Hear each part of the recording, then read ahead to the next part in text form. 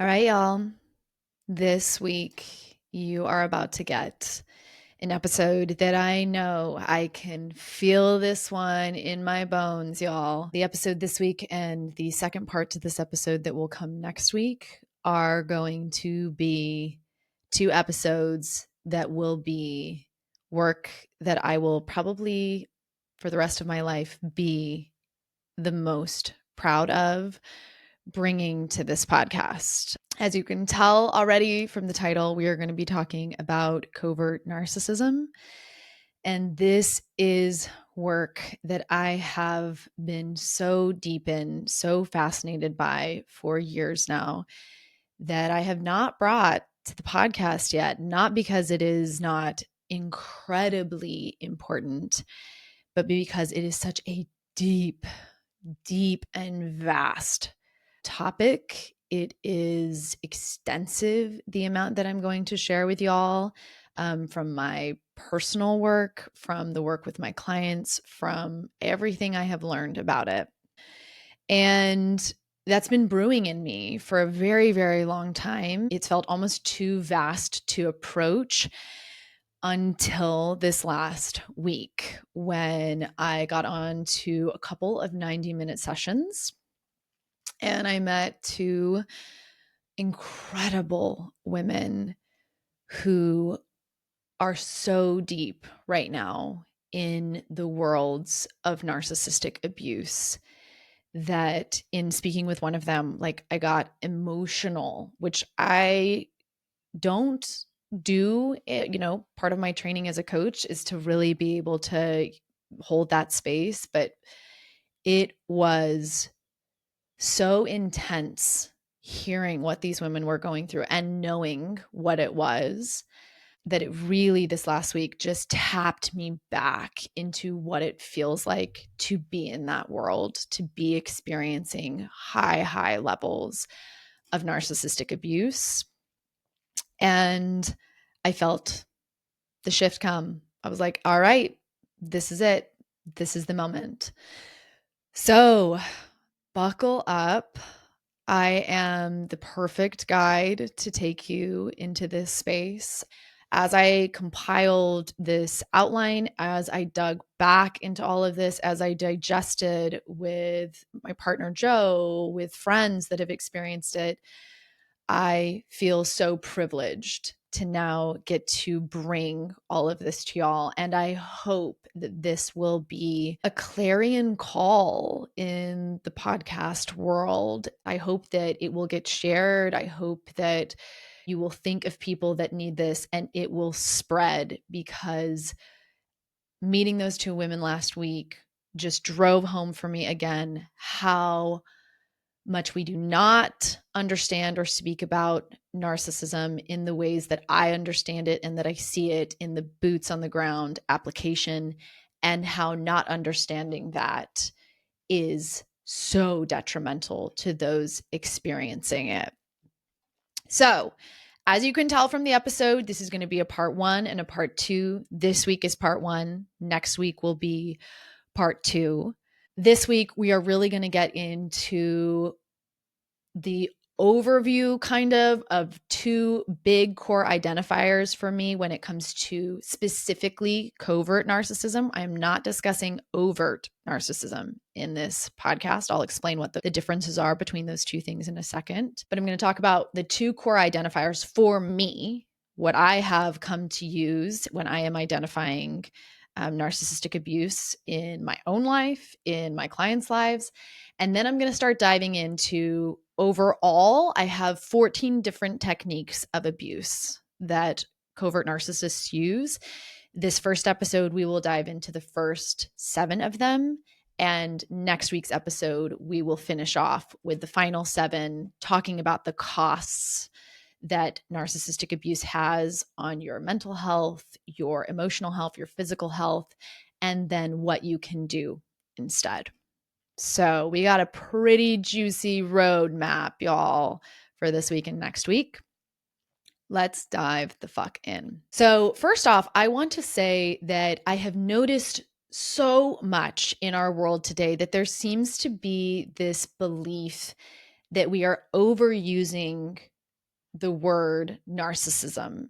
And I notice in a lot of women that get on calls with me and a lot of clients, them feeling like, well, I don't know if he's really narcissistic. That word kind of gets thrown around. He doesn't fit the things that I've read about it. And I just want to say clearly, in my own experience, in the way I'm going to explain what I see when it comes especially to covert narcissism, we are not identifying and using this word enough. Let that land. Okay. That is what I am seeing is there are many, many of us out there, many women struggling and experiencing covert narcissistic abuse that have no idea what that actually is. So in these 2 episodes, I'm hoping to provide a much deeper and very true to life explanation and analysis of what it is. I feel like so many of the articles I've read, I have really not related to research that I've read around narcissism or books or the way people talk about it. There's only a few books that I really am like, yep, that does it.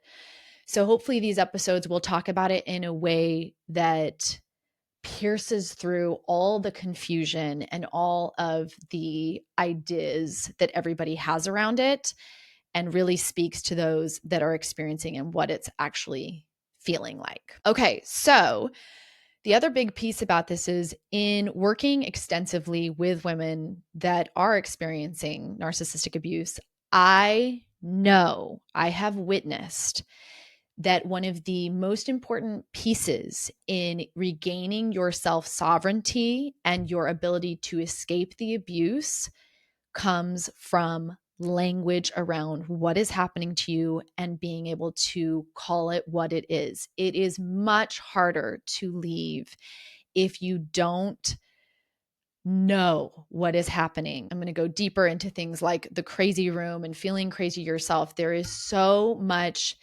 dysregulation and up and down and all over the place that I hope that these episodes will become that for those of you experiencing this, a anchor point of like, oh my God, what is happening to me is real. And here are ways that I can make sense of it. Now, another first key piece is understanding that there is a wide spectrum when it comes to narcissism. The spectrum I'm talking about, like on one end, I think of as people that could actually be clinically diagnosed as having narcissistic personality disorder. Okay. And down on that end is another spectrum of like overt narcissism versus covert narcissism. Overt narcissism, usually pretty easy to spot. This is Trump. This is Trump. For all y'all wondering what the fuck is going on over there, that is overt narcissism. It is loud. It is in your face. It is over the top. It is unfeeling. It is all the things. Go look it up. I'm not worried about explaining what overt narcissism is. It can be pretty obvious, although perhaps a little bit more subtle when it's in your family of origin, which that's an episode for another time. But the difference is when we come down to covert narcissism, down on the spectrum of people who can be diagnosed with it, overt is loud and in your face. Covert narcissism, though, is much, much less obvious in an outward way. Okay. People that have covert narcissism are typically, they appear on the outside very kind, very helpful. They can sometimes be self-effacing or even withdrawn, which is the opposite of what many of I've noticed my women think when they think of a narcissist, right? Oh, narcissist is someone who's obsessed with themselves and talks about themselves all the time and is loud. And no, y'all, this is not what we're talking about when it comes to covert narcissists. They actually outwardly can appear very normal, helpful, wonderful. But inwardly, what you will notice is they still crave admiration, they will lack empathy, and experience a fragile ego. And Covert narcissists, while they are experiencing the same insecurities as an overt narcissist, this is like one of the key defining characteristics, is they both have this deep insecurity at the core. The difference, though, is they internalize those feelings and that self-importance while hyper-focusing on their need for attention by getting control through the people closest to them in their innermost circle of authority. So where the overt is externalizing that self-importance, it's very obvious, it's on the surface, and you can watch it happening. Covert narcissists are still hyper-focusing, but they do it in very tight circles, okay? They control and they hyper-focus on the people closest to them that are in that innermost circle of authority. This looks like spouses. This looks like children. Okay, now coming back finally to that spectrum I mentioned. So those that can be diagnosed with NPD would be, between the overt and the covert. And then as we come back on that spectrum, though, and this is where I will talk in the second episode a little bit more about how it can get confusing, is individuals who will exhibit narcissistic personality disorder traits because they have experienced narcissistic personality disorder wounding in childhood. And I will dive into that more in the second episode. That's actually more what I experienced in my marriage, was a lot of the trauma happening from two individuals who couldn't necessarily be full-blown diagnosed on the NPD, or the flip side of the coin, like full-blown codependent. So just know, as you're listening to these different techniques that narcissists use, your partner may not actually be a full-blown, able to be diagnosed narcissistic personality disorder individual. They may have more narcissistic wounding that is showing up as exhibiting those traits, and it is still deeply hurtful. It still has consequences. Okay, so over the last 4 years of coaching women considering divorce and seeing all of this spectrum come up, and then in my own personal journeys with seeing it in my family of origin, ultimately seeing narcissistic wounding aspects in my marriage, and even narcissistic patterns in my religion of Mormonism, I have developed 2 core identifiers for me that help when I am trying to figure out if a person is in the narcissistic wounding traits realm of the spectrum, or if they are on the end of someone that would probably be diagnosed as full-blown narcissistic personality disorder. The first of those is whether the person lacks true empathy. Okay. And I'm going to dig into this with y'all. When I'm saying true empathy, I mean that they cannot fully, in their mind, put themselves in someone else's shoes and experience and understand what that other person is feeling or might be wanting or thinking. And why I'm using the word true empathy is because there are many narcissistic individuals that may say a lot of words that make it seem like they understand you and that they get it. Like they can sometimes be very good at reflecting back your feelings and being like, I hear you, I know you're hurting. But the key is checking in with their actions. So even though they are saying things that make it seem like they have empathy, their actions will show you otherwise. And when you dive into the actions, that is when you see that individuals who lack this true empathy, they often really deeply struggle with taking self-responsibility and being able to self-reflect. And what this looks like is apologies will always come with a but. Like you can track it sometimes where you're listening, they're explaining, they're telling you all this stuff, they're saying they're sorry, and all of a sudden there's a but you did this, or I had to do it because of this. They cannot sit with a clear, clean, sorry, I fucked up, and feel into their own shame in that moment of like, oh, I fucked up, and it just gets to sit right there. Now, where I think this comes from is in watching my mother and understanding more about her in the years actually leading up to her death, as I learned more about narcissism, as I was doing my work in therapy, I came to see that for someone that can truly be diagnosed with NPD, I believe it stems from a psychological wound that happened in childhood that seems to be so deep for them that to ever acknowledge or go to that space would destroy them mentally. And that is where this deep, deep insecurity I mentioned earlier comes from. And you will see this. We're going to dive into this more later on, but this is where individuals with narcissistic personality disorder have this tenacious ability to hide from themselves in the controlling of others. And I think that stems, at least when I saw it in my mother, as I've seen it in other individuals, it seems to stem from this feeling of like, I am so afraid deep, deep down that I am broken, that even admitting I have made a simple mistake with no excuses is excruciating and untenable for the psyche.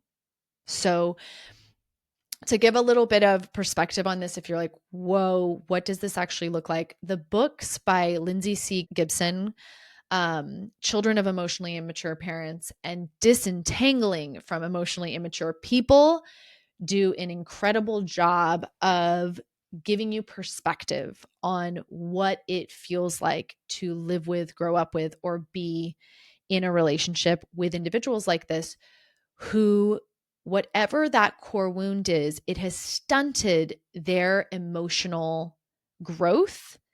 And therefore, in that emotional immaturity, they, like a little kid who just feels so guilty, it cannot admit that it did something wrong. They do not seem to be able to do that. And that becomes very dangerous in adulthood, because when you cannot sit in a space of admitting you have done something wrong, you will go to extreme levels to keep control. And this is very important. I think this is one of the most important things that I have learned and that I'm hoping to provide all of you in this episode, is that for those of you experiencing narcissistic abuse from individuals on this end of the spectrum, when you can view the person through this lens, when you can understand that there is a very, very deep psychological piece here, it will help you in realizing why this person will go so far as being willing to destroy your internal trust and connection with yourself over them keeping control. This is the only way that the level of abuse, the level that individuals with this disorder will go to, makes sense. So keep coming back to this as I share pieces. Keep understanding that I believe this is a deeply unconscious mental illness that they are unaware of that drives all of this. Now, the second piece, these two indicators, right? When I'm trying to decide and identify, is my client, am I talking to somebody that like is full-blown narcissistic personality disorder? I'm checking in with, are they able to experience true empathy? And I see that in their actions, not in their words. And second, do they view others as an extension of themselves? Okay. The analogy that I love using this for is for an NPD individual, okay, somebody who could be diagnosed with the disorder, the way their brain seems to view humans in their life is as if that human was an appendage. So you are not a separate individual from them. You are like their arm. Okay. And so when you operate outside of the way their brain thinks you should, okay, it is as if their own arm is attacking them. That is a very, like, imagine your own arm all of a sudden moving on its own and doing something you don't want it to do and like attacking you. You would lose your shit. You would be like, oh my God, this has got to stop. Like, you are my arm. Stop doing this. Ergo, if they view you as their own arm, okay, when you do things outside of the realm of what they are expecting, what they want you to do, the level of shock and assault that they will do back emotionally, verbally, can be extreme. And it doesn't make sense unless you understand that the way their brain works, they are viewing you as literally their own arm attacking you. And they do this to maintain that sense of control. Okay. Another big piece of this is understanding that when you view other people as extensions of yourself, they are not separate individuals that have their own ideas and passions and pursuits. They are a part of your own body. They are connected to the way you are viewed in the world, and thus they need to be controlled because they are a part of you. When you view people that way, you cannot interact with them in positions of mutuality. So I've talked about mutuality on the podcast before. Mutuality is where we are interacting with another individual in a space of like, we are on equal footing. I am a human with passions and pursuits and things that I want to have in my life. And you are as well. And we are meeting at the table with respect and equality and being able to meet each other in mutualness.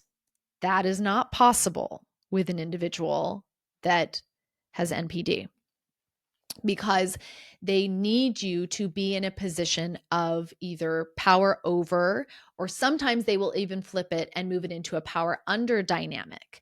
But mutuality is, for some reason, for their brains, just untenable. It has to be some kind of power over dynamic. And even when they take a power under dynamic, at the heart of that is a technique and a twist where they are ultimately getting power over you that I will explain in the future. So in understanding these two pieces, I have come to see, as I said earlier, that for the individual with NPD, I still choose to believe this, although a lot of the way that people talk about it, I think it's more with overt narcissism. They make it seem like they know what they're doing when they manipulate you. But what I saw in my mother and what I've watched in other people that I think could be full NPD is that what they are doing and how abusive it is and how painful it is deeply unconscious to them. And that ties into the part of them seeing you as an extension of themselves. So although someone outside can see how abusive they're being, or even you yourself in talking to them can be like, this is not okay. You're not supporting me, or you're not treating me like an equal. The narcissistic individual cannot see it and will defend vehemently that everything they are doing, that what they are doing and how they are treating you is because they love you. They really deeply believe that they are doing what is best for you and that it is because they love you. And anytime you try to get them to see what they are doing, they will turn it around. It is the most difficult thing in the world to try to get a narcissistic personality disorder individual to see this aspect of themselves, to understand you are treating me like an arm and I am a human. And I want to pause a little bit here to say that this is one of the most painful parts, I think, of this disorder, is that these individuals cannot see what they are doing, and they will literally defend to the death their behavior while simultaneously professing how much they love you And that is very, very psychologically damaging when you are the one receiving the abuse and trying to explain it and trying to discuss and help this person see it. And why I came out at the beginning of this episode with these two things is to hopefully lay the groundwork for so many of you finally understanding why, if you happen to have a person that could probably be diagnosed NPD in your life, why they cannot change. Now, to illustrate this more fully, I want to give you an example of a conversation that I had with my mom. Like, this was the moment where it clicked for me. And I was like, oh my God, this is an actual mental illness. It is not going away. She is not going to change.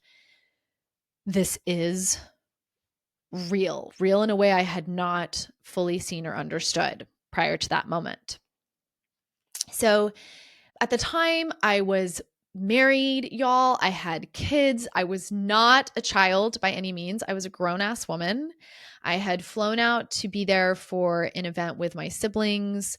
I think my little sister was getting baptized, and I was staying at my parents' home, and I did not come with my husband and kids. It was just me. And I was set to fly home the next day. And the evening before, my mother and I were talking, and she was expressing some opinions that she had about one of my younger sister's choices, life choices. And at the time, I was going to therapy. I had a lot more resources under my belt of understanding narcissism. I was setting better boundaries with her. So instead of playing the game that is often required when you are interacting with a person that has NPD, I pushed back and I expressed my opinion instead. And she really didn't like it. You could see her brain struggling, that fuck, my arm isn't doing what it's supposed to do moment. But because I'd set enough boundaries, she wasn't able to fully just like push me to give in and to caveat. And I kind of held my ground. I'm like, no, I think she's making choices for her. I think you need to let her live her own life, that kind of thing. Fast forward to the next morning, the day I'm about to fly out, and I get woken up at 5 a.m. by my mother walking in to my room in a kind of emotional and mental panic, which I noticed this a lot from my mother. I'll talk later on about how narcissists are unable to like process and feel their own emotions and manage their thoughts internally. So all night she had been stewing and she was not able to resource in herself. She'd worked herself up until finally at 5 a.m. she could not stop herself. She comes into my room, wakes me up, and then proceeds to do a lot of techniques that we're going to discuss in the future, but basically comes in to have what ended up being a 3-hour-long conversation with me, trying to get me back in the box. And the box is her view of the world and what she thinks I need to agree with. And in this conversation, I start out, in other relationships with other people, I can have conversations, I can have discussions. So you go into that conversation thinking, okay, I get to have my own opinion, she gets to have hers, and we're just going to talk about it. And then you go the fucking rounds. It is like being put into a ring with a master boxer. And they will not let you leave the ring. Every time you try to leave, they pull you back in.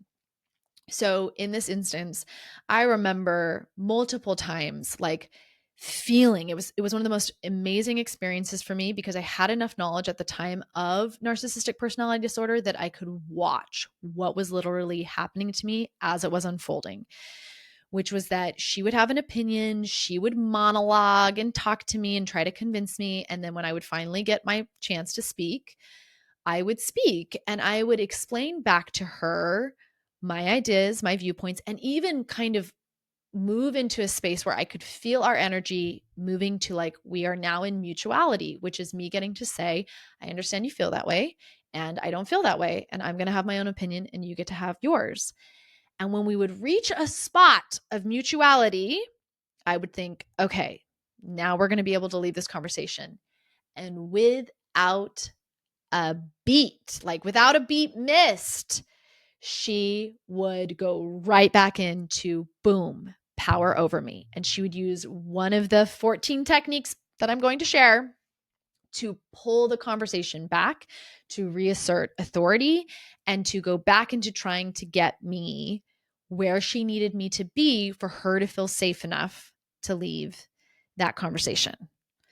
And after doing this for 3 hours with enough awareness to keep seeing, oh my God, every single time I move through my conversation into a space of mutuality and I get to leave as my own individual and you get to leave as your own individual, she literally cannot let me leave, and she must compulsively bring me back into the power over dynamic until I finally had to literally get up and be like, this is over, and walk out of the room. And from that moment on, y'all, I never stayed in their home again. Because at that point, I had seen how boundaries that I set with my mother were not going to be respected. She could not. That was the moment when I was like, oh, I get it now. This is a mental illness. She is dealing with some deep psychological pieces and needing to try and work them out on me. And I am done going through the thrashing for 3 hours for her to get that all out. And I'll explain later what those conversations are that you go into for hours on end. You walk out feeling totally trashed and they seem to be fine. There's an actual process happening there. The other thing I wanted to mention from this example with my mother is something, as I was talking with my partner Joe about it, he has partners, definitely a partner that would have been diagnosed MPD, partners that have narcissistic wounding, and parents that had narcissistic personality disorder. So vast knowledge there. We were vibing out about this. I was explaining this combo and he was like, yeah, it's that feeling of you're in this carousel logic with them. And I love this term, y'all. This is newly minted and coined by Joe. But we worked together to realize like, oh, so the carousel logic that you experience when you're in a conversation with an NPD individual is the conversation's very loud on their end. There is a ton of circular reasoning. You're just going in circles. It's very, very up and down emotionally. Like 1 minute, they're like, I love you. I understand you. I've got you. Next minute, they're like, oh my God, like attacking you. And you cannot get off this carousel ride until you are where they want you to be. They like compulsively cannot let you get off. Okay, now with that example that I gave you of my mother in mind, I want to tap you into what I believe is the core of the narcissist's path in life. Like, if their life is going to take a certain path, what does it look like? And I would define that path as being, I must control the people closest to me's actions, feelings, thoughts, and realities through whatever means necessary. They have to be what I need them to be for me to feel safe. And there is no other option. Now, this is the core that I think is kind of their path in life, the way they move through the world, the way they operate. And I want to emphasize, I do believe this for a lot of them is unconscious. They do not see how badly they need to control others to feel safe. And as we'll explain later when I talk a little bit about their technique and this grandiosity that they have, they truly believe that in doing this, they are doing what is best for those people in their life. Okay, we're about to jump into the techniques. I know you all are probably just like, okay, I'm ready. Come on now. But I had to lay this foundation first. And also just, I hope you soak in and maybe re-listen as well. You're going to want to re-listen to this episode, but soak in the pieces that I just gave you, because these are some of the biggest pieces that I have been able to formulate and pull from all of the work that I have done. So those core identifiers, remember them. It's a lacking of true empathy, and then viewing others as extensions of themselves, which at their root, right, have this psychological wound that is so deep that they have to do this at all costs.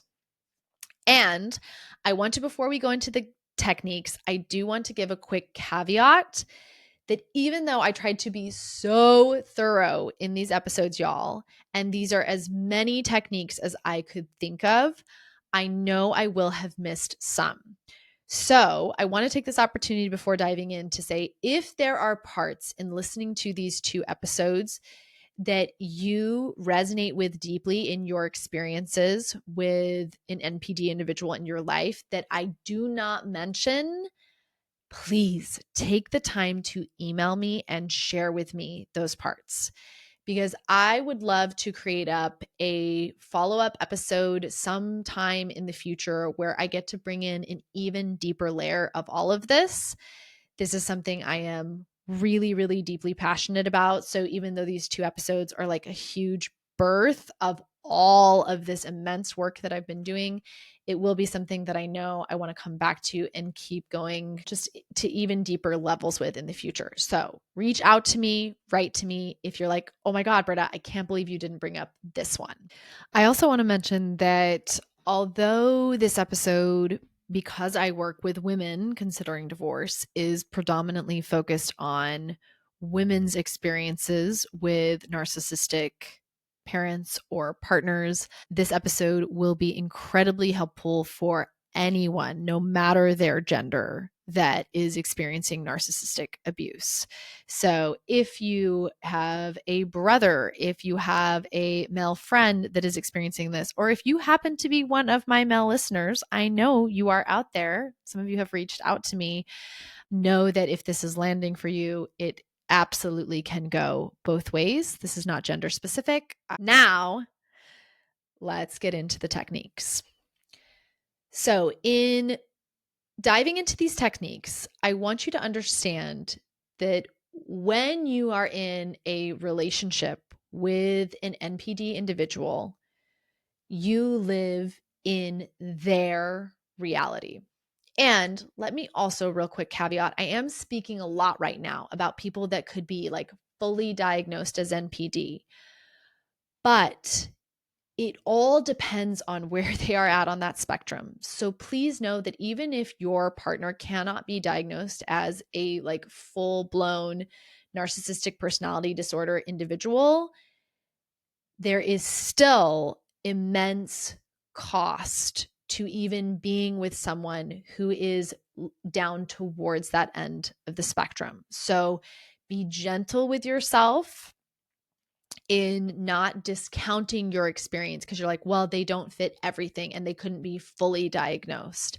Just because they can't be fully diagnosed does not mean the experience of living with them is not still taking a massive toll on you. So coming back, when you are with an individual that could be fully diagnosed or that has narcissistic wounding and has those traits and is exhibiting them, often you live in their reality and they have hundreds of routes into your brain that they use to keep you in it. I've often described like when I've been in relationships with narcissistic individuals, it feels like being a rat in a maze and you are just like, you are running. Every time you try to get out of the room, they've got a different way blocked. Like they can block you in hundreds of different ways to guide you back into their reality. And I want to drive home here that from what I have watched over the years, I am blown away at the level that covert narcissistic individuals can do this in very sophisticated, complicated psychological ways. This is some of the most high level shit I have seen out there when it comes to people I have met on 90 Minutes, clients I've worked with one-on-one, the level of psychological control that they are able to use is so painful, the effects of it, that only those that have lived through it themselves get it and understand what that level of control and the pain it elicits is like. So if you are someone that is experiencing this and you feel like nobody else gets it, welcome. Welcome to one of the experiences that I see the most amongst people who have experienced this level of abuse is until you finally meet your one person who gets it, you spend so much time trapped in this world thinking you are crazy because other people who have not experienced it don't get it. I cannot tell you the amount of women I have met who are currently in therapy, have been in therapy for years, and don't have therapists who have identified that what they are dealing with is narcissistic abuse. That is how much it can fly under the radar, even in clinical therapeutic settings. So know that, validate yourself, and let hopefully the techniques I'm about to dive into you with help you find your footing and validate your own experiences. Okay, first technique I have for you is that conditional love is the name of the game when it comes to covert narcissists. As long as you are what they want you to be, you will be so praised and loved, and you will get the connection if you are what is called a Rapunzel when it comes to children, right? There's a book I'm going to recommend at the end of this episode that will break this down. But typically, there are two different types of children. There's a Rapunzel and then there's a Cinderella. And if you happen to be your narcissistic parents' Rapunzel, you will get so much praise and love and connection when you are doing what they want. If you are a Cinderella, you kind of get the short end of the stick, and you may not get that praise and love when you're doing what they want, but you will get treated slightly better. But for both children, as soon as you are not fitting their expectations of you, you will be punished with all kinds of things, with love withdrawal, with emotional abuse, with neglect. You are not, even once you become an adult, and this is, now we can think of it too as well in a marriage, right? If you have a partnership, what's happening there? Your spouse, when you are showing up in the ways they want you to, when you are, quote, behaving, when you are projecting the image they need you to be, things are good. And when you're not, things get bad really quick. And that is because you are not an equal and full human being to them with your own wants and desires and needs that are equally important, going back to the mutuality and then viewing you as an extension of themselves. So the heart of what this is like is they don't truly know or love you deep down for you. They love you for what you represent for them. And this is something that only now that I am out of relationships with narcissistic individuals and have experienced what it's like to be truly loved and seen and known by friends and a romantic partner now, do I get how deeply these individuals did not truly know or care for me outside of what I could do for them.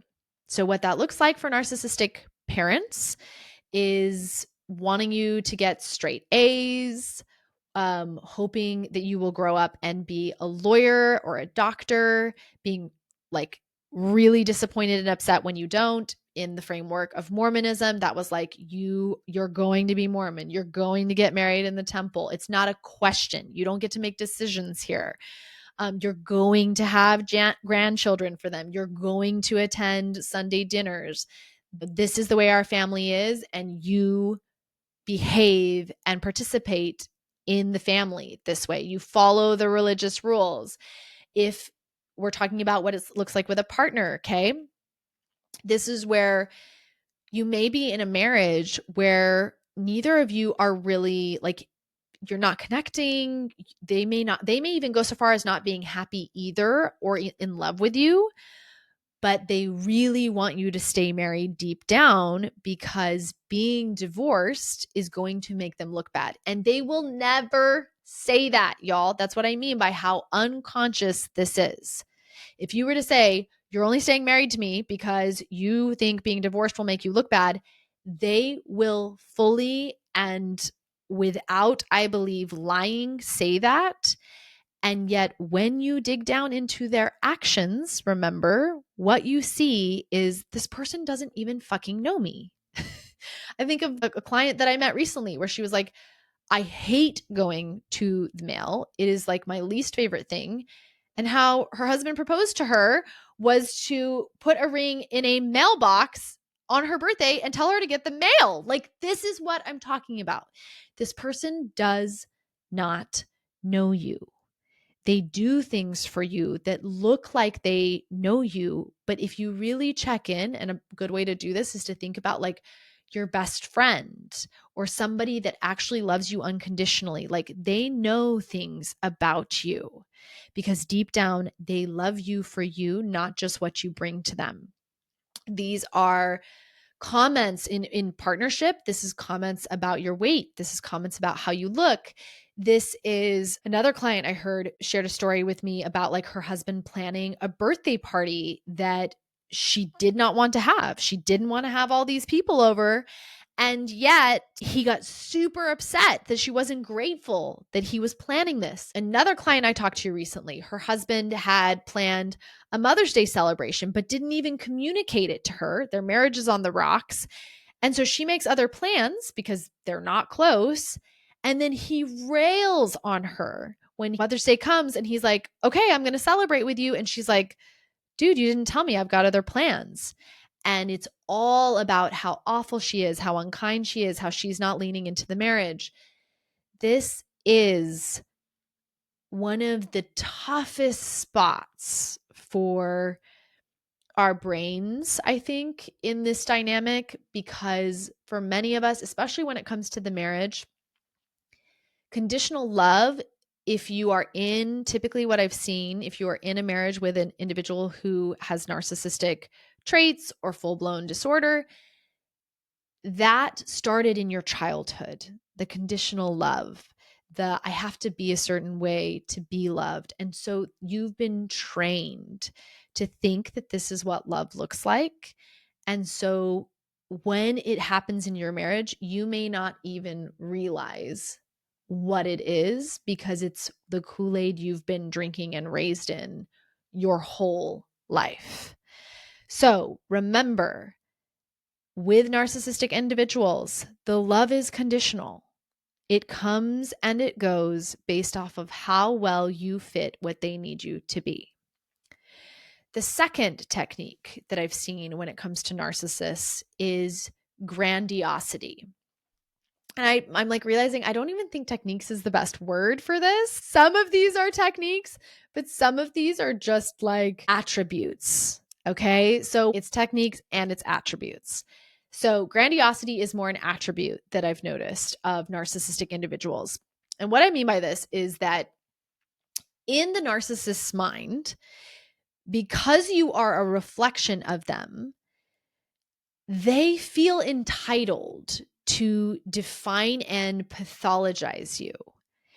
And deep down, this grandiosity element is they think they truly know what is best for you more than you could possibly know for yourself. And regardless of what you tell them. So this is like quick example that's coming to mind is my mom growing up. I had a younger sister who was dating a guy and she did not want to date him anymore, like was over this, wanted to break up. And my mother literally shamed and guilted and forced her into staying with this guy because she believed that my sister was going to regret this for the rest of her life if she didn't stay with this guy. What this can look like in a partner is someone who has all kinds of opinions about what is best for you, how you should look. From, that can range from like, oh, you wear too much jewelry, to not liking your haircut, to comments about your weight and your body, to full blown telling you, defining you, who you are, telling you that you are a horrible person and that's why you don't have any friends. The core of this is understanding that deep down, they genuinely believe they know what is best for you more than you know it for yourself. And so you coming to them, this is why it's so confusing when you are considering divorce and you're having conversations where you're coming to your spouse and you're saying, look, I just really don't feel like I want to be with you, or I just don't feel like this is a fit for me, or I'm just unhappy. They cannot hear that and self-reflect and go, wow, my partner seems to be hurting and I am a part of this partnership. That may mean I'm not showing up in certain ways. Maybe I want to go get some help. Maybe I want to go get some therapy. This leads to them doing all of that projection, all of that telling you like, well, why can't you be happy? Or you can't leave because you're going to ruin our family. Or it's a lot of, they believe they know what is best, and you just need to get back on board with the program. So do not underestimate this piece of narcissists. And I think that's the grandiosity piece of like really believing deeply that their version of the world, the way they see things, is right and best for those in their inner circle, even to the point of you saying, this is not working for me. And they cannot digest that. It's okay, well, there's something wrong with you then. So, one of the ways that the grandiosity shows up that I see across the board, and this does not have to be with an individual that, like we're saying, full NPD diagnosis, is husbands who insist on staying married and who refuse to allow you to leave. And I'm not saying that they're actually saying to you, like, you cannot leave. We are not getting divorced, though that is definitely a part of it. But this is more insidious. I've seen it in husbands who they are not directly telling you you can't get divorced, but they are enforcing that with relentless and unending mental guilting, shaming, fear mongering, and trying to negotiate and talk you out of that. That is what I mean when I talk about the grandiosity of thinking you know what is best for someone. Like if you can look someone in the eye who is telling you, I am hurting, I am not happy, this is not working, I think I want a divorce, and you can tell them that, oh my God, they're going to ruin their children's lives. Like, this is like the heart, y'all. This is the heart of when I say narcissistic individuals will do anything to prevent themselves seeing that deep psychic wounding. This is it. They cannot, in that true empathic way, hear your pain and sit in it and feel, yeah, fuck, maybe I'm afraid that like everything's going to fall apart and my kids are not going to be okay. But ultimately, she is not doing well. So I can stay in the space of like, oh, whoa, okay, like this is for real. Instead, they will go to these techniques of just bombarding you unendingly with their pain, their sadness, how difficult this is going to be. How could you do this to them? And it will be all over the place when they do.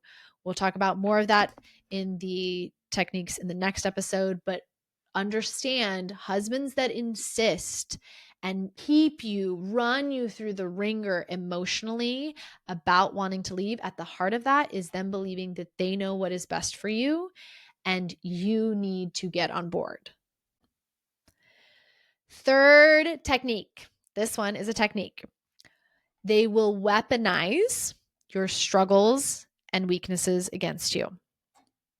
So this is another aspect that is very psychologically destructive for you as the partner of the NPD individual.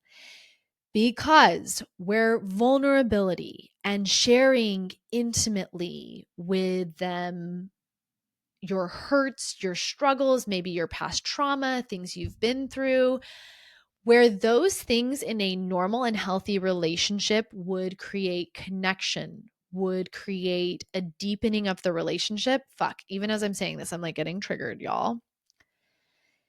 It actually leads to them storing those things away and then pulling them out to use them against you in the future.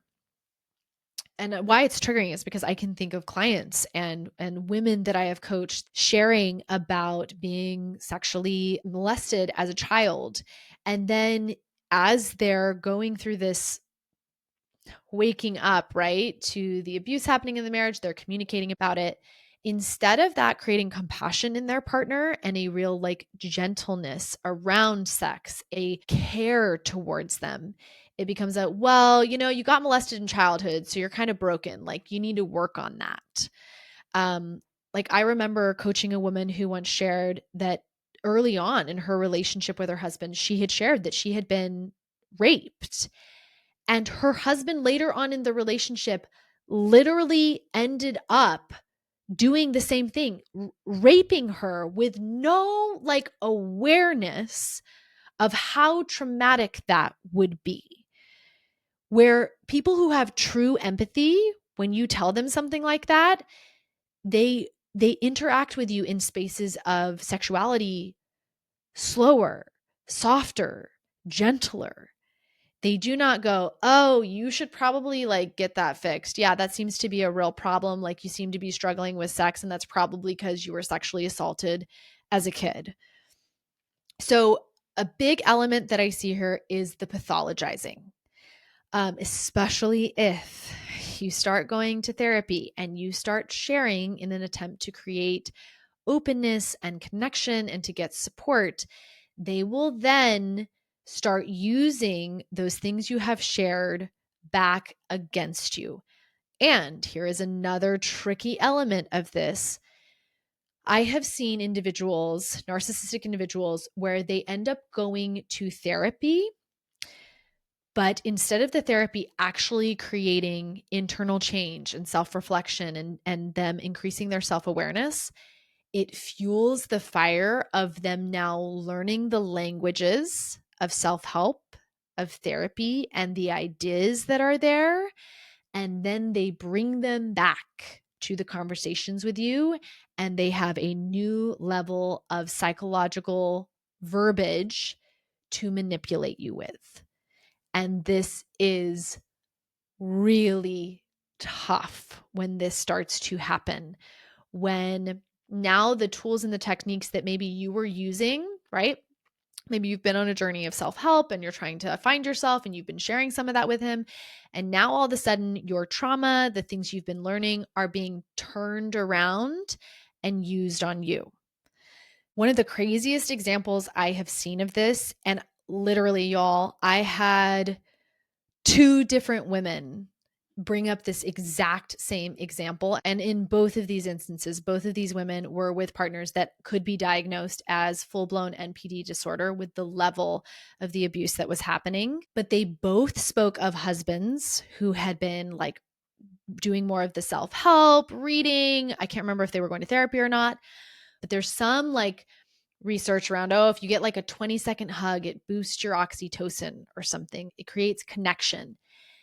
And their husbands were literally enforcing when they would leave for work that they get a 20-second hug before that. Even though these women were like, I don't like it, I don't want to do it, they had to do it.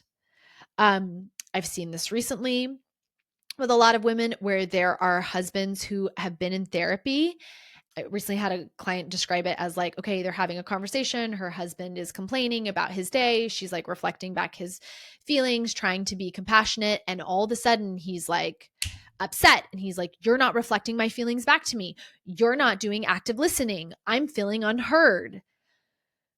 And no matter what you do, it will never be enough And they will always find something else, because at the heart of this, it is not actually about you being able to fill that aspect for them, but it seems to be this like relentless escape they need from this pain that I mentioned before inside of them, through focusing on and controlling you as an external person in their world. And that is why they will log, I think they do it unconsciously, it's a mechanism in their brain. They will log away the things that you are struggling with, the aspects that you are working on, and then pull them out in the future to hold over you. So if they know that you've been struggling with hearing them, they will double down on that in learning about it in therapy.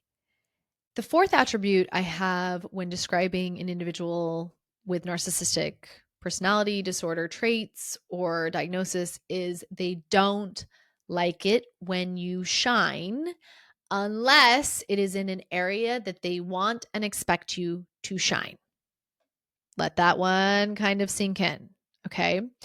So I've noticed there is this kind of competitive energy with narcissistic individuals that is kind of confusing, because it comes and goes depending on what area you're shining in and whether that area is actually sanctioned by them and doesn't like trigger that insecurity piece. So an example I have of this is my mom growing up was obsessed with mine and my sister's boyfriends.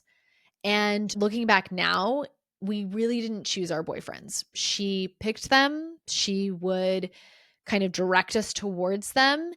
And we learned unconsciously that if we ended up going with someone she liked, we got more time and looser restrictions. Okay. So if I shined in the area she wanted me to shine, if I picked the boyfriend she wanted me to pick, I got more privileges. I had a sister that played soccer. My mom loved sports. The sister that played soccer was treated better. When I got older, I ended up taking piano lessons. It was something I just wanted to do for myself. And I remember when I would go to their home, I would have to take my books when we were visiting. When I was older, I had my kids, we would go visit for Christmas or something. I was taking some pretty intense, they're called Royal Conservatory of Music tests. And I would have to take my books to practice on their piano at their home. And I remember practicing and playing and thinking, wow, my mom never asks me about this. She never comments on how well I'm doing when I'd be practicing at their home. And that's because playing piano was not valuable to her. It was not a place she cared about me shining in. It was not something she was interested in.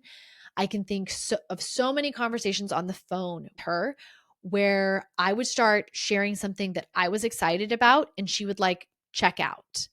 It was only when I was talking about the areas she was interested in, that she wanted me to be good at, that I got to have her attention. But when this is with a partner, this is where the competitive energy comes in.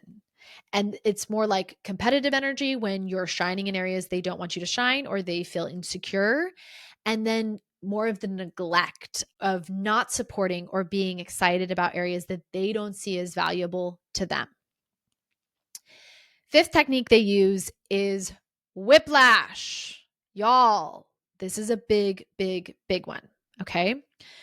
What whiplash looks like is 1 minute you can be experiencing this. And actually, I just recently went through this with someone that I've now identified as being definitely someone who could be diagnosed as NPD. But in this conversation, like 1 minute, she has me shrouded in like love and concern and tons of emotions. And then the next, she is like criticizing me and upset. Okay. So that's a part of it when you're in an actual conversation with them. This also can happen in bigger stretches of time where you're going through periods where you feel like things are good and we're doing well. And then all of a sudden a interaction happens. They get upset and they become brutally distant, icy, and completely ignoring you and treating you like you don't exist. Which, if you are a natural empath, and I just have to say heads up on this, y'all, that seems to be who narcissistic individuals are drawn to most. It's almost like it's freaking magnetic because you are a natural source of what they need. If you're a natural empath and you experience this, it makes it really excruciating. This whiplash feeling of 1 minute I'm loved and feeling safe, and the next minute they are like emotionally gone. What I've seen is this technique is really, really effective for keeping you in the abuse because you can't ever get your feet underneath you because the ground is always moving. And what this does for you psychologically is it keeps you destabilized and unbalanced, which prevents you from grounding and regulating your nervous system. And that leads you to perpetually living in this fight or flight mode, which, as we've talked about previously, can lead into like functional freeze where you just shut down. This is why the work I do with my clients is so important because, especially with women who are in narcissistic marriages, is you cannot make decisions. Like you will never win, get out in that much of a dysregulated, unable to be in your body mode. It is so, so difficult to make decisions from this back and forth, up and down. I don't know where we're at or what's going to happen next.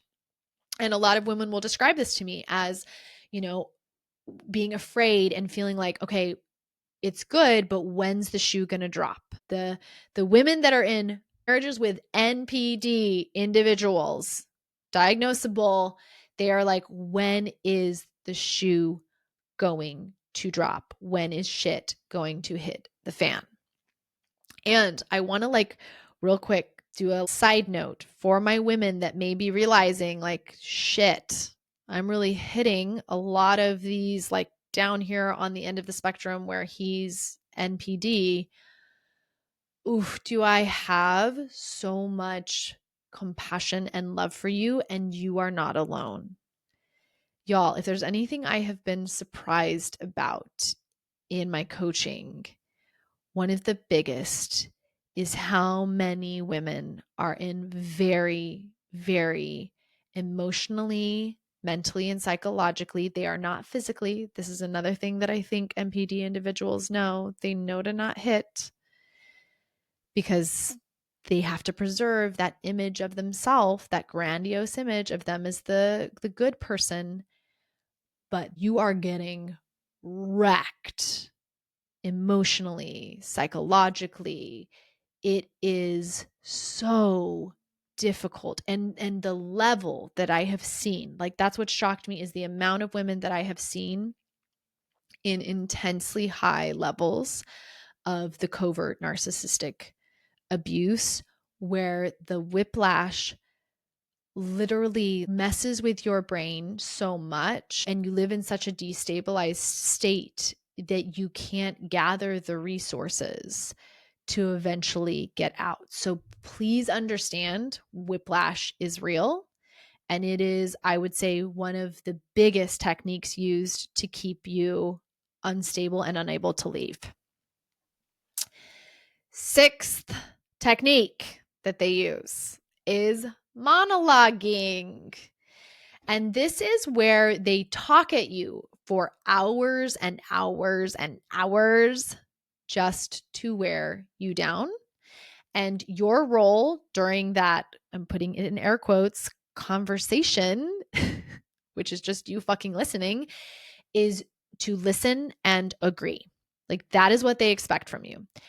And why monologuing is so painful, why this technique is so painful for you, is because if you push back, if you speak up when they are monologuing, if you try to have an opinion, that will just lead to more hours and more abuse. So I definitely learned this as a child with my mom. If you spoke up, that would add an extra 30 minutes to the conversation. So In order to survive that, your brain learns and has to develop mechanisms that cause it to shut down, that cause it to step back. That's why I see in so many women suffering from this abuse over time. Like they may have started in the marriage more outspoken, more expressing what they needed, pushing back, saying, no, I don't like that. I don't want this. I'm missing you. I need help. I'm not this. Over time, though, your brain learns unconsciously to not speak up, to not push back. And this is such a huge cost for you in your individual life because you develop these mechanisms that long term will work against you, because the mechanisms you're developing of don't speak up, get quieter, get smaller are the very things that will keep you in the relationship and prevent you from reaching out and getting the resources and the connections that you need to get out. But when you are in the abuse, this is the only route for self-preservation. It is to get smaller in the conversation. And this goes back to what I mentioned with like being in the ring with a prize fighter. Okay. Narcissistic individuals, I have seen how when they go into these conversations, they do not tire. They can go rounds for hours and hours and hours until you finally give in to them. And y'all, this is terrifying when you are in a marriage and you are with a partner who will literally follow you from room to room to room for hours talking. What you'll see too when you're in a conversation like this is those conversations for them feed them. It like gives them energy while you are being drained. And that leads me to my final attribute for this episode. My seventh and final one for this episode is you are their dumping ground for emotional processing. So tying back into the monologuing and why you have 3-hour long plus conversations with them and why those conversations seem to energize them while totally fucking you up is you are their dumping ground for emotional processing. Here's what I mean by that. Because they don't have the internal tools to process and support themselves, they emotionally process by throwing up all of that internal shit on you. Best image I have is that like they cannot digest their own feelings. They cannot digest their own shame. They cannot digest their own thoughts. So they have to get those out somehow. And it feels best when they can throw it up on someone else. This is literally my mom. Like this was in that conversation I was explaining to you guys earlier. That was what was happening for her. She did not have the tools to that evening, like digest. My daughter gets to have a different opinion than me. I don't always have to be right. And it stewed and stewed and stewed in her until she was so sick, she had to come in, storm into my room, and throw it all up on me.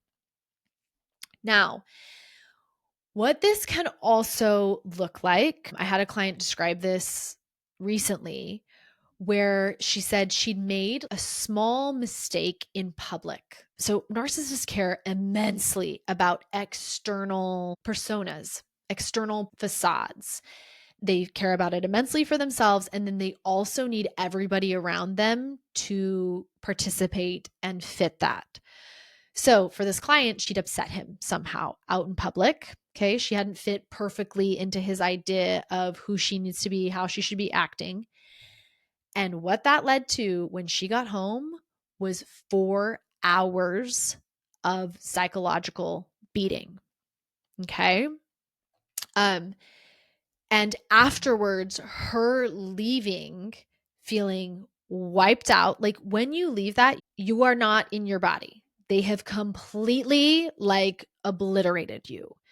You have been beat over those hours into full and utter submission. And next week, I'm going to go into this a little bit more. I actually call these conversations, I call them the crazy room. That's a name I came up with through my own experiences.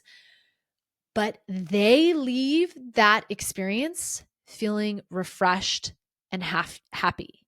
And tying back into the whiplash, y'all, often the next day when they wake up, they will act more in love with you and happy and kind and helpful, and oftentimes act like nothing happened, because for them, they just got to dump all the pain inside of them on you, and they actually do feel better.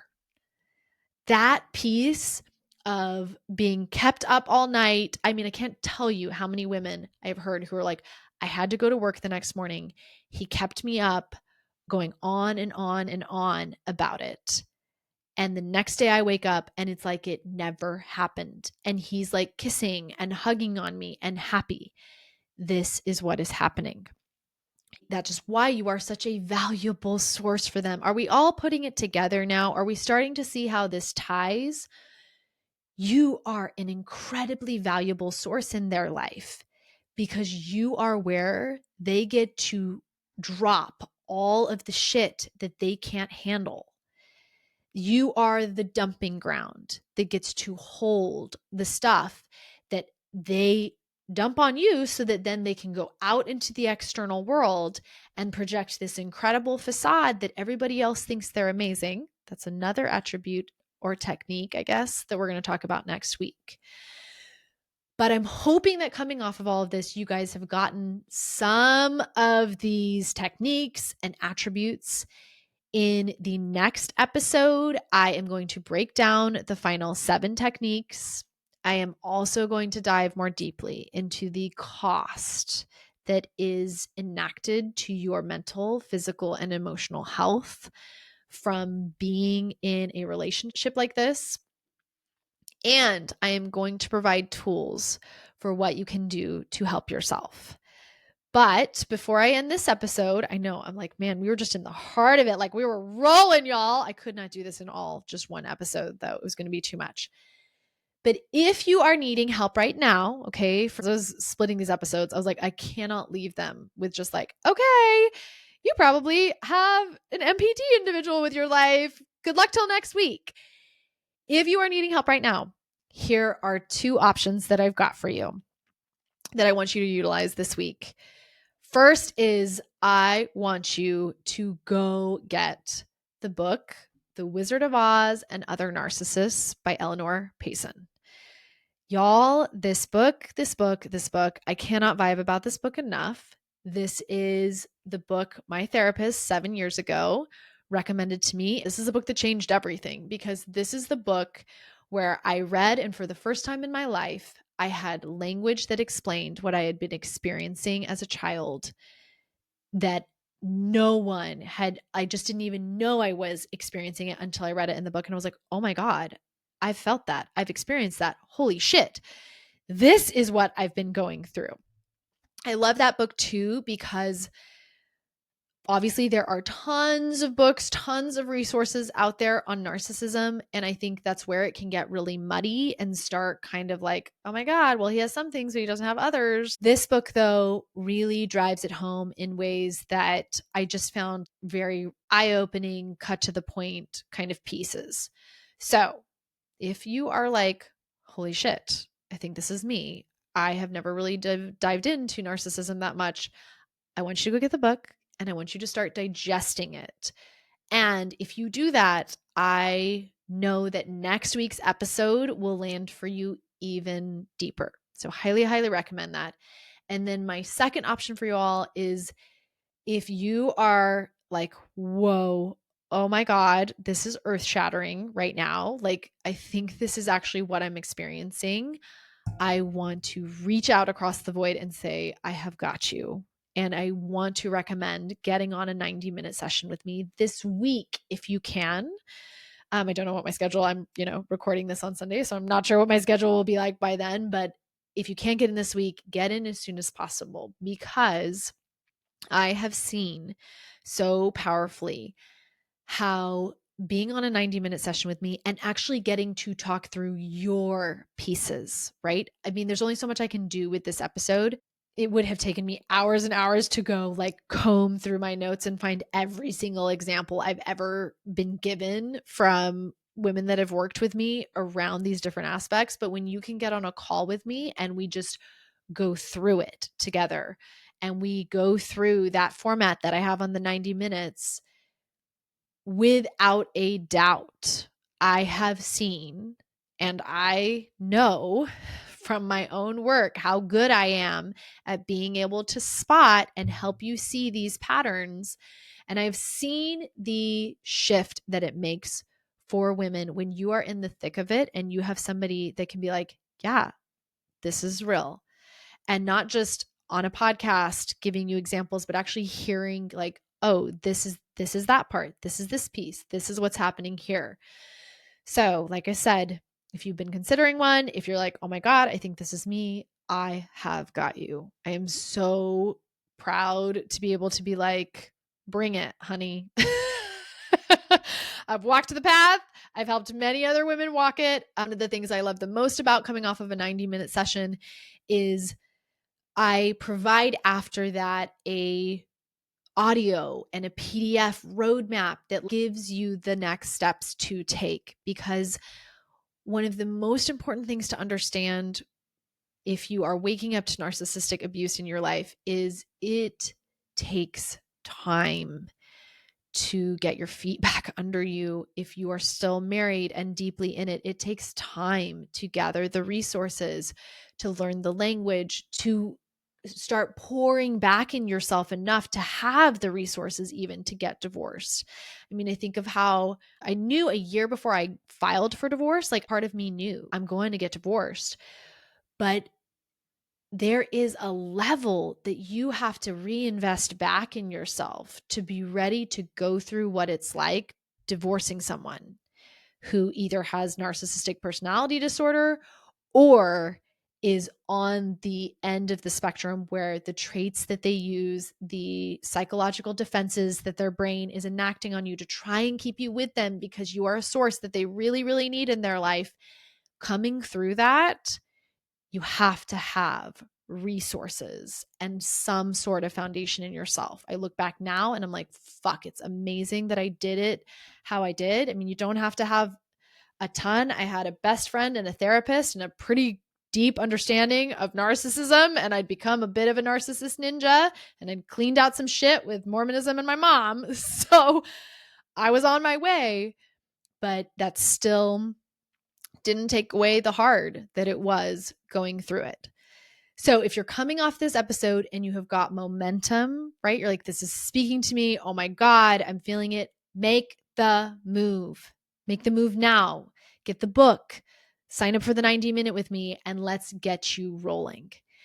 And if you know someone that you think is experiencing this, y'all, if you're like, oh my God, this isn't my marriage, but like maybe it's my sister's, or oh my God, this sounds like my best friend, or please reach out to them and share this episode. I just feel like these episodes, I hope, will make such a huge difference in the world for those experiencing this and stuck in the just horrific, and I'm going to go into this more next week, of what it like when I talk about the cost. It is so terrifying when you live in the world of experiencing this abuse and you have no understanding of it. When you understand what is happening to you, it can literally be life changing. So if someone is coming to mind, share this episode with them. Let them know that there will be a second one. We've got the other one coming out next week. And most of all, know that we are in this together. If you are currently experiencing this abuse and feel like you are alone and isolated, which often happens because that is part of the technique that they use, know that you are not. There are many, many women out there that get it, that don't need you to explain, that are like, yeah, that's what that is. And I see you. I see you. Y'all, thanks for hanging in there with me. I'll see you next week when we break the rest of it down. Till then.